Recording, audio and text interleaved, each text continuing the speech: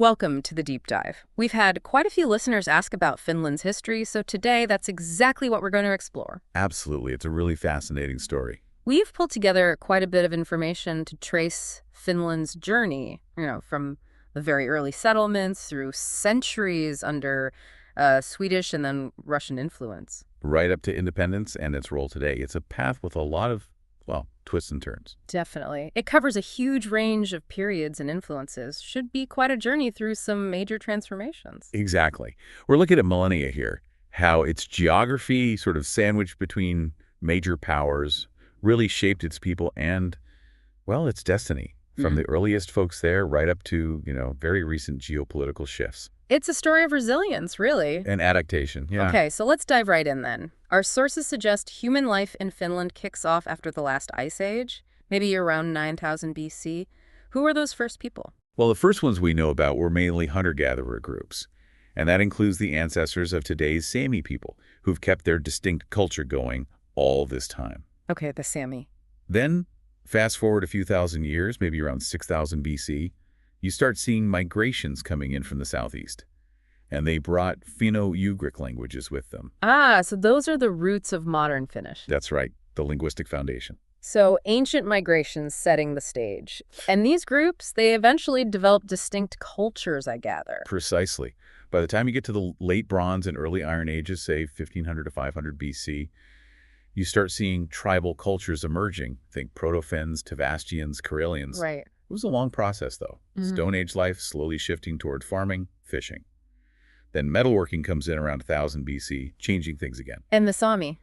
Interestingly, as these Finnish tribes got more settled in the south, the Sami tended to move further north, adapting to those different ecological zones up there. It sounds like these early Finnish groups held on to some pretty ancient ways for a long time. Oh, they did. Animist beliefs, spirits in nature, and really rich oral traditions, that was central to their life. And it lasted well into the time when, say, the Roman Empire was booming further south. Wow. Okay, so skipping ahead quite a bit now, we hit a really pivotal era, Swedish rule. That lasted a long time, didn't it? 12th century, right up to 1809. A very long time. And it fundamentally shaped Finland. How did that Swedish influence actually begin? The sources mention the Northern Crusades. Yeah, starting around the 12th, 13th centuries, the traditional story often highlights King Eric the X's first crusade, maybe 1157 or so, supposedly brought Christianity to the coastal Finns, led by this Bishop Henry. But it was more than just religion, right? Oh, definitely. More significant than just Christianity, really. Yeah. Over the following centuries, Swedish kings and nobles strategically built castles, Turku, Viipuri, places like that. Strongholds. Exactly. And they encouraged Swedish speakers to settle along the coasts. So by the late Middle Ages, Finland wasn't just controlled by Sweden. It was, integrated, part of the Kingdom of Sweden. So sharing laws, having a say in things. Pretty much. Sharing the legal system and even getting representation in the Swedish estates, the different social classes, nobility, clergy, townsfolk, peasants who had a voice in the Swedish government. So Finland becomes part of Western Europe, essentially. Catholic first, then Lutheran with the Reformation. And this must have been huge for the Finnish language itself, in written form anyway. Absolutely critical. The Lutheran idea that everyone should read the Bible really pushed literacy. And that leads you to figures like Michael Agricola, mid-16th century. He translated the New Testament. He did, into Finnish. It was monumental, not just religious. It basically created a standard for written Finnish, a foundation for linguistic unity. But it wasn't all peaceful integration, was it? The sources are full of wars. Right. That's key. Under Sweden, Finland was the eastern edge of Western Europe. That meant constant conflict with Novgorod and later Moscow. Big battles like the Neva in 1240, treaties like Notborg in 1323. They tried to fix the border, but it was always a contested frontier, often a war zone. And the language situation must have been complicated. Very. Swedish became the language of government, law, the upper crust, basically. Yeah. But Finnish remained the language of the vast majority of people. Did Finnish borrow from Swedish? Oh, yes.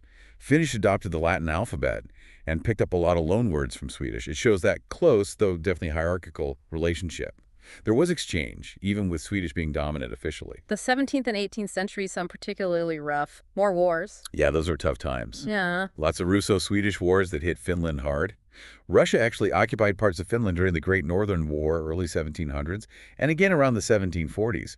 They took control of areas known as Old Finland. And this all leads up to 1809. Exactly. Sweden loses the Finnish war against Russia. The Treaty of Frederikshamn is signed, and Sweden hands over all of Finland to the Russian Empire. A massive turning point. Enter the Grand Duchy of Finland. Okay, so 1809, a huge shift from Swedish to Russian rule. But as you said, not just a simple takeover. Our sources really emphasize the autonomy Finland got under the Tsar.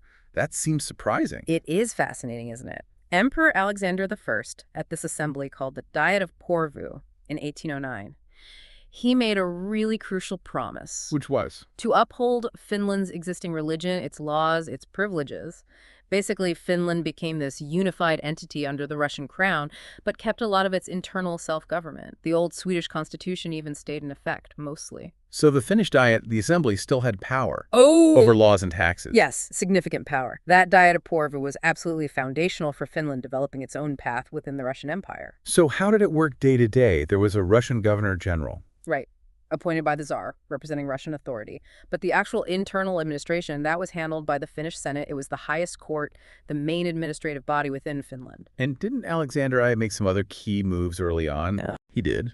In 1812, he actually gave back some territories Russia had taken from Sweden earlier. Viipuri, Sami, reintegrated them into Finland. And he moved the capital from Turku, the old Swedish center, to Helsinki.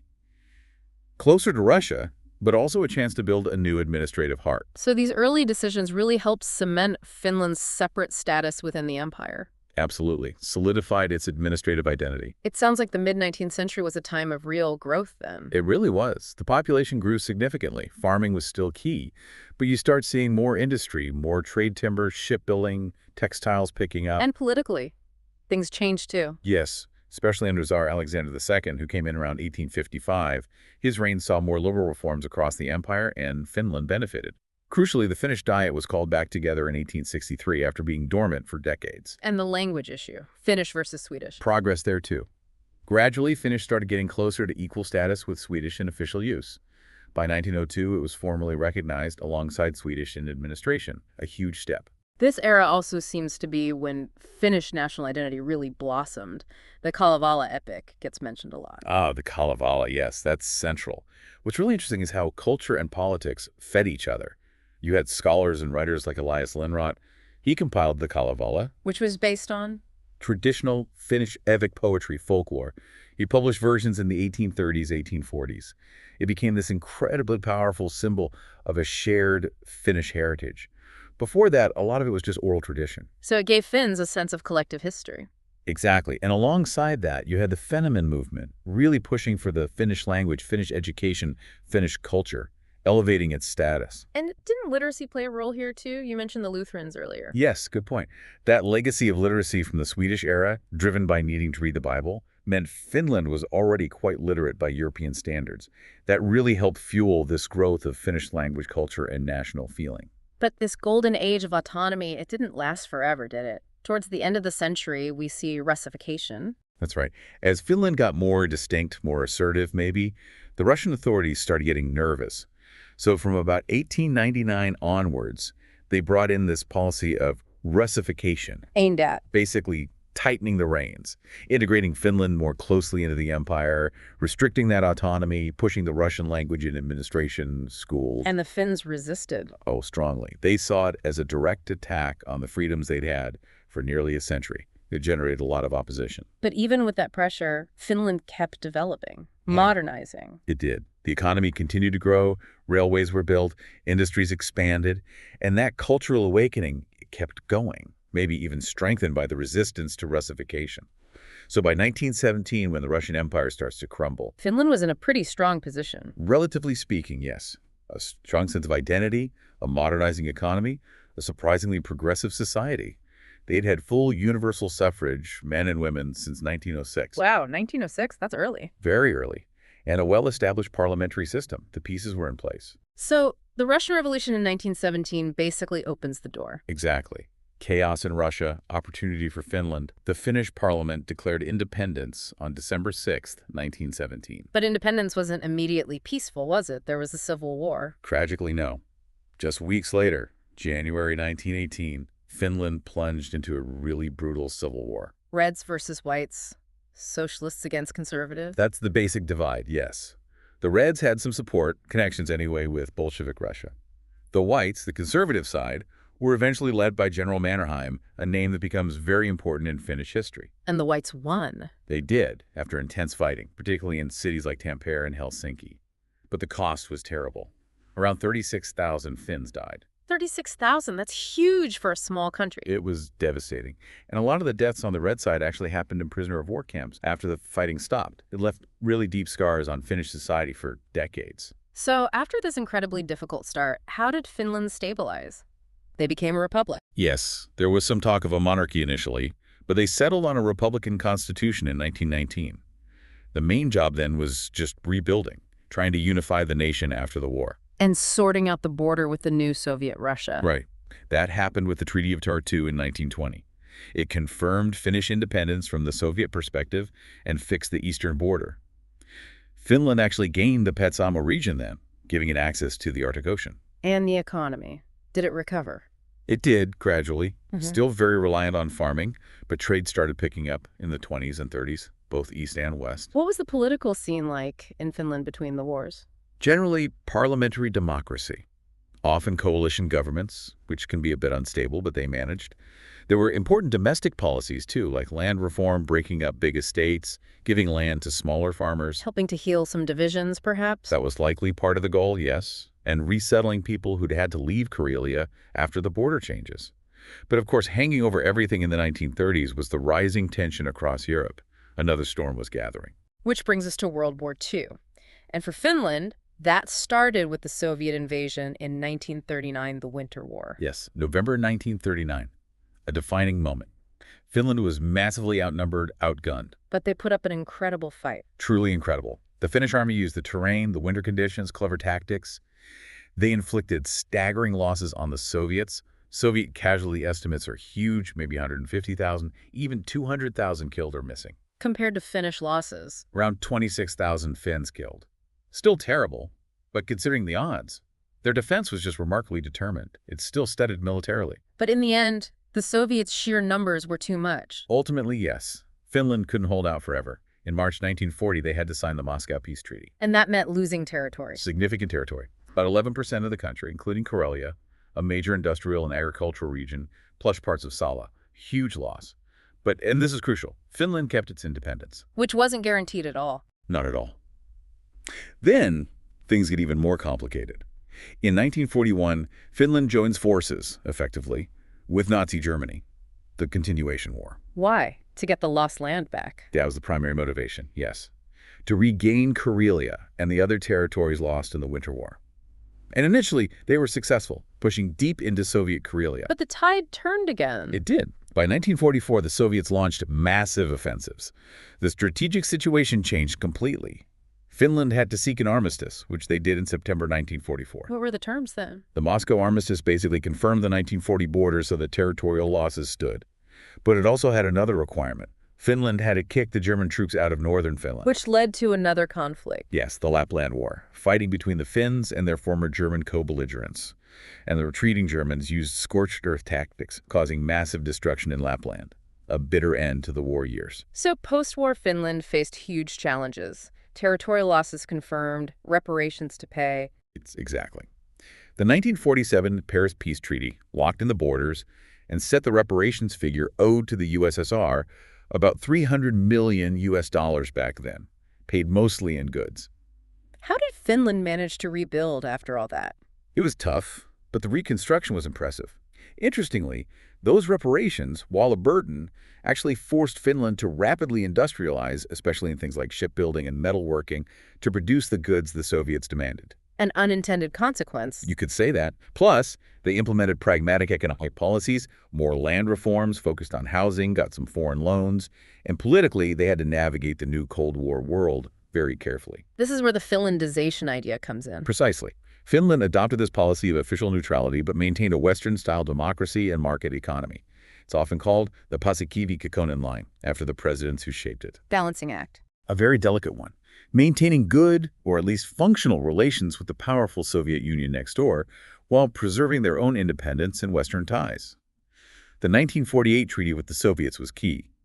Finland agreed not to join alliances hostile to the USSR and to defend its territory, but critically, it avoided becoming a Soviet satellite. And internally, during the Cold War, what was the focus? A big focus was building the Nordic welfare state, major investments in public education, healthcare, creating that social safety net. Which Finland is famous for now. Exactly. And the economy did boom, especially in the 60s and 70s. Culturally, too, Finland started making a mark internationally designed architecture and music, and they became very active in the UN, joined in '55, often acting as a neutral mediator. The Helsinki Olympics in '52 must have been a big symbolic moment, too. Oh, definitely. A huge boost for morale, showcasing the country's recovery just a few years after the war. Right, so that careful balancing act carries Finland through the Cold War. Then, 1991, the Soviet Union collapses, another massive shift. Absolutely fundamental. It basically removed the geopolitical constraints Finland had lived under for decades.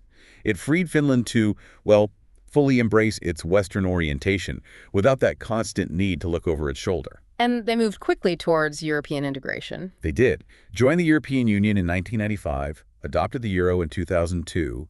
It marked a definitive shift towards the West, politically and economically. And the economy itself changed. Dramatically. Finland transformed into this high-tech, knowledge-based economy. Think Nokia in its heyday. Right.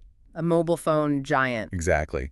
And later, companies like Rovio with Angry Birds. Though traditional industries like forestry still matter, the focus shifted, and Finland started consistently topping those international rankings for education, quality of life, healthcare. A real success story. But politically, that tradition of non-alignment continued for a long time after the Cold War, didn't it? It did. Military non-alignment remained the cornerstone of Finnish foreign policy for another 30 years. There was debate, of course, but the consensus held. Until very recently. Until Russia's full-scale invasion of Ukraine in 2022. That changed everything. Public opinion in Finland shifted dramatically and very quickly. A historic decision. Absolutely historic. After decades of neutrality and non-alignment, Finland applied for NATO membership and officially joined in April 2023. A complete reversal of its long-standing security policy driven directly by renewed concerns about Russia. So today, Finland is fully part of the Western European and Atlantic security structures. Fully integrated. While it's important to add, still maintaining its strong Nordic social model and its unique cultural identity. What a journey. From, post-Ice Age settlements through centuries as part of Sweden, then Russia, achieving independence against the odds, navigating World War II and the Cold War. And now firmly anchored in the West through the EU and NATO. It really highlights the resilience and adaptability of the Finnish people, constantly dealing with powerful neighbors and shifting geopolitics. It certainly does. It shows how geography and history interact in complex ways. Indeed. And it leaves us with a really interesting thought for you, the listener. Thinking about this long, complex history, always navigating between East and West, managing different influences, how do you think that unique historical experience has really shaped Finland's national character and ultimately informed that huge recent decision to join NATO after all this time? That's a great question to ponder. Finland's path offers a lot to think about regarding national identity and security in a changing world.